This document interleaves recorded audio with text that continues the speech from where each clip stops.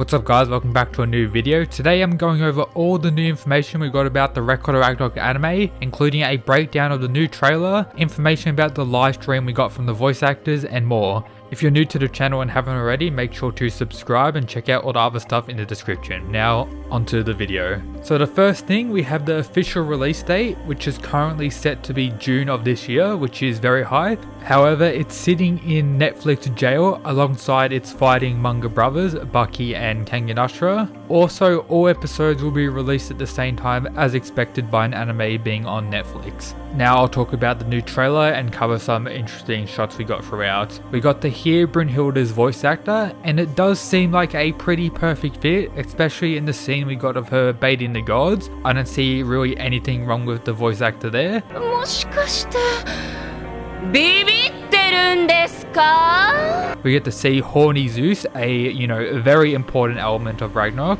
We see CGI drumming people. Hopefully none of the fighters are in CGI. From what we've seen so far, they don't seem to be, but maybe some people in the crowd will be done via CGI at some point throughout, which doesn't bother me too much, but I know a lot of CGI haters exist out there, and as soon as they see CGI they just run away, which is understandable kinda, but not really. Most stuff use CGI these days. And I've seen that many full CGI anime at this point, it doesn't really bother me as much as it used to. The voice actors for all the characters we got to hear during the trailer all seem to be fine. I can't really say anything bad about them. We got the crazy facial expression, which is always good to see, and I'm glad they're implementing that from the manga into the anime. It's going to be interesting to see how they handle some of the later ones, considering how crazy they actually are. Can't wait to see them in an anime version. We get to see Raging Shiva when he got cucked by Zeus. I'm very glad that they didn't cut out this scene from the anime. I hope they don't cut out any scenes, if I'm being honest, but I do expect maybe some elements of the longer backstories being cut out, maybe some elements of Lu Bu's backstory being cut out, but hopefully not. We get a full and perfect adaptation of the manga, which would be, greatness. And talking about greatness, we get to see Adam, spitting out some of his apple, always good to see.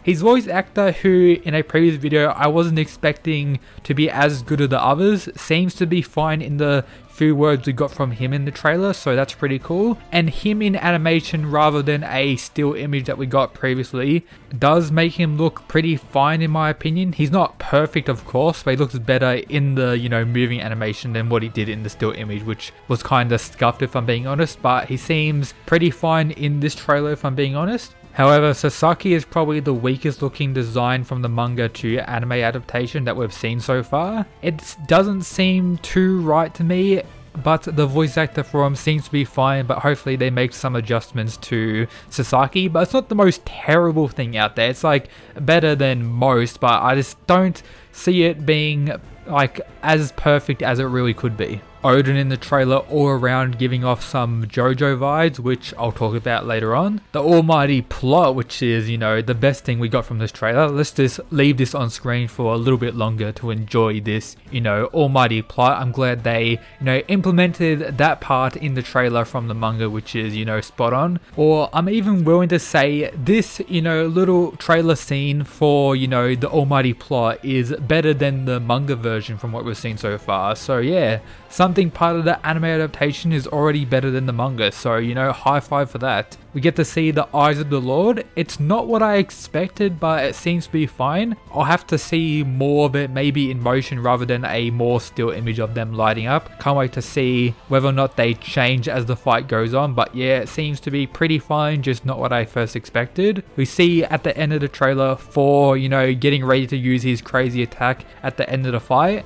It seems to be pretty identical to the manga panel, but we'll have to see the full, scene before I make a full, overview of that, but it seems to be pretty accurate from what we got to see quickly. All around, this trailer was solid. I would say it was better than the first trailer, which makes me less wary of the anime adaptation being bad. From this trailer, I have a pretty high level of faith for this anime adaptation being pretty solid. Now let's talk about the live stream that the voice actors did. If I'm being honest, it was a big waste of time to watch. The English translations on the stream were very scuffed at times, and the majority of the stream was them showing the trailer again, the one we got like a few days even before the live stream took place. And when they weren't showing the trailer, it was just the voice actors saying how excited they were to work on this anime. But they did have a few of them saying directly that they've actually read the manga, which is a great thing to hear, considering that they're voice acting for, you know, characters in the series. I would hope they've actually read the manga of it. But all up, nothing new or major was mentioned in the live stream, apart from us getting to hear part of the ending for the anime. We haven't got the opening revealed yet, but part of the ending can be found on YouTube, and for an ending, it seems to be pretty fire. I'm someone who personally doesn't really stay around for endings, but based on this ending, I might actually stay around, even considering it's on Netflix and has that, you know, skip to next episode feature. So yeah, pretty solid ending from what we've heard so far. So the most disappointing thing is Record of Ragnarok's anime being in Netflix jail. But we will be getting all the episodes at the same time, which is pretty good. We get to binge the whole thing right away. But still, Netflix jail, it's not the best thing for an anime. The voice actors all around seem to be good, at least from what I can tell as someone who doesn't understand Japanese. But Brynhilda's voice actor and Thor's voice actor are probably the best that we've seen so far. And I also enjoyed Zeus's as well. His character was represented quite well from what we've seen so far. I can say fairly confidently that I'm hyped for the anime.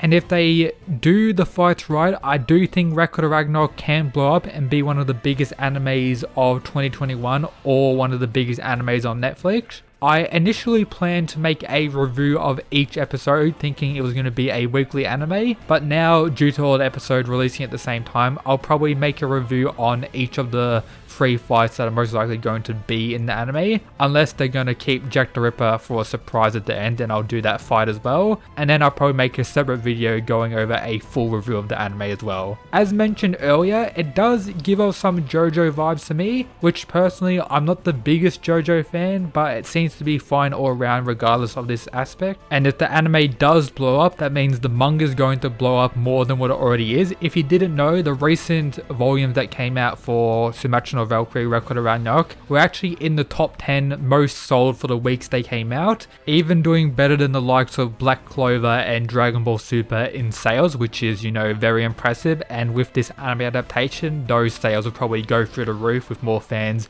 getting into the series. One fear I do have is people not being too happy about the specific religion or mythology based characters. Based on the insane amount of comments I got on videos like my Shiva vs Adam What If battle, featuring angry, I'd assume, Indian people or people who follow Hinduism about the representation of Shiva in the manga and how he isn't this supreme god that blinks and destroys everything in Ragnarok in 1 second and the story ends. I think some people need to understand it's just a manga, and of course your specific god isn't going to be 100% perfectly based on the mythology, because most stuff found in those mythologies won't work in a story like this.